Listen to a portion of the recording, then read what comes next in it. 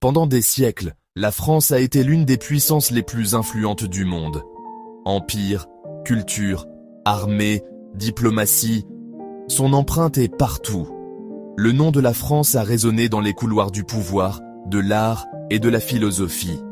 C'était un nom synonyme d'influence, un empire mondial, laissant une marque indélébile sur des cultures lointaines et diverses. Sa langue était celle de la diplomatie. Ses armées ont redessiné les frontières. Sa culture a établi la norme.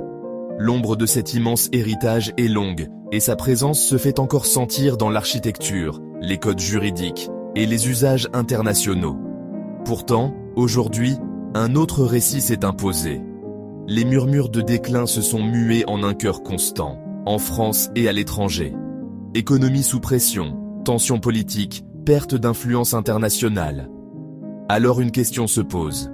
La France est-elle vraiment en train de décliner, ou assistons-nous aux douleurs d'une transformation profonde sous la présidence d'Emmanuel Macron? L'empreinte culturelle de la France est immense et indéniable. De ses parfums à sa littérature, des histoires qui parlent au monde entier. Cette puissance douce s'est ancrée dans la conscience globale. La langue française lie des millions de personnes via l'Organisation internationale de la francophonie, en Afrique, en Amérique du Nord, en Asie. La cuisine française reste une référence. La mode dicte des tendances. La pensée française façonne l'esprit moderne. Ce n'est pas qu'un héritage. C'est un capital vivant qui attire, fascine et influence. Les musées comme le Louvre sont des trésors de civilisation ouverts au monde. Au-delà de l'art, la France conserve un siège permanent au Conseil de sécurité, une voix et un veto sur les enjeux majeurs. Cet héritage institutionnel, couplé à son rôle moteur en Europe, demeure une force active aujourd'hui. L'économie française offre un tableau de contraste saisissant. Des défis structurels persistent, difficiles à surmonter. La croissance a souvent été tiède face à d'autres grandes économies.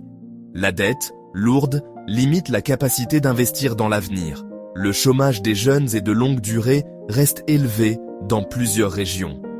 Rigidité perçue et charges fiscales pèsent sur l'entrepreneuriat et l'investissement. Mais se focaliser sur les faiblesses donne une image incomplète. La France excelle dans le luxe, l'aérospatial, le nucléaire, l'agroalimentaire et le tourisme. Porté par des talents hautement qualifiés et une tradition d'ambition industrielle, le défi n'est pas la capacité, mais l'extension de ce dynamisme à l'ensemble du pays, pour créer des emplois et dépasser les blocages structurels. Le paysage politique français est rarement calme. Ces dernières années furent particulièrement intenses. Les gilets jaunes ont révélé un profond sentiment d'abandon et un fossé perçu entre élite et périphérie. Sous Emmanuel Macron, les réformes destinées à moderniser l'économie et l'État ont rencontré une résistance soutenue. Le recul de l'âge de la retraite a déclenché des mois de mobilisation. Pour l'exécutif, une nécessité pour la viabilité du système. Pour d'autres, une atteinte injuste au contrat social. Ces tensions peuvent nuire à la confiance économique et à l'image internationale. Mais cette vitalité conflictuelle peut aussi signaler une démocratie engagée.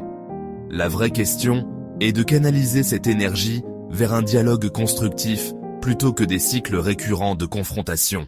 Malgré ses défis internes, la France pèse diplomatiquement au-delà de sa taille. Elle maintient l'un des plus vastes réseaux diplomatiques, véritable poste d'écoute et vecteur d'influence.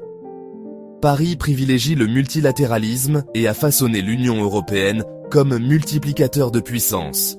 Leadership climatique, couronné par l'accord de Paris de 2015.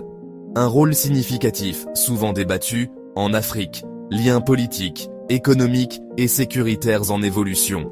Au Moyen-Orient, la France cherche l'équilibre et n'évite pas les terrains difficiles.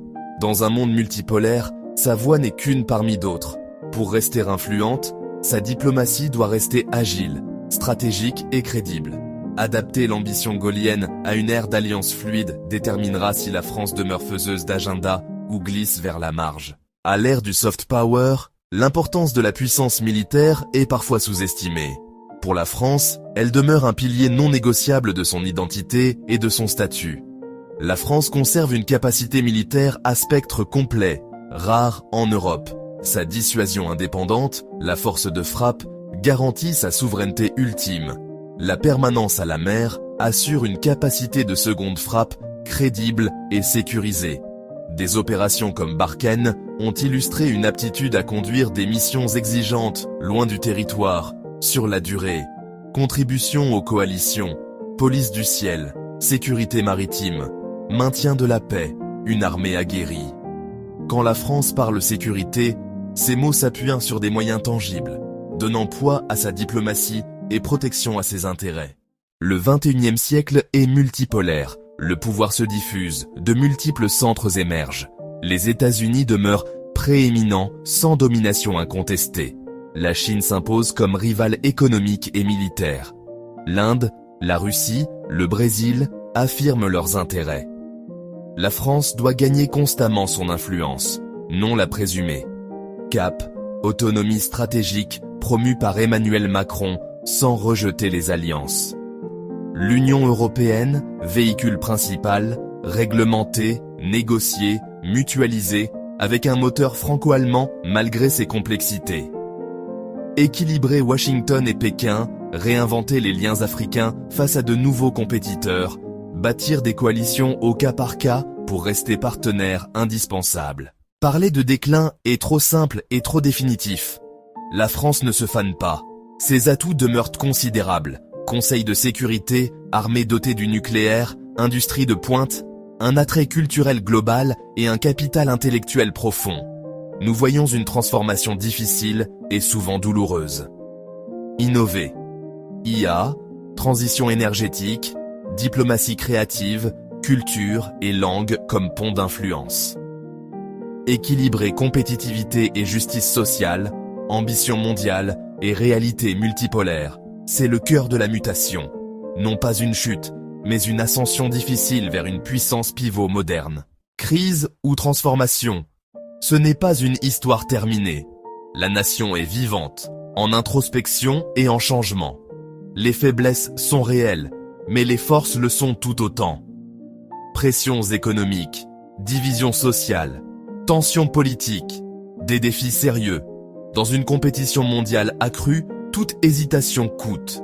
L'avenir ne sera pas dicté par le destin, mais par le choix.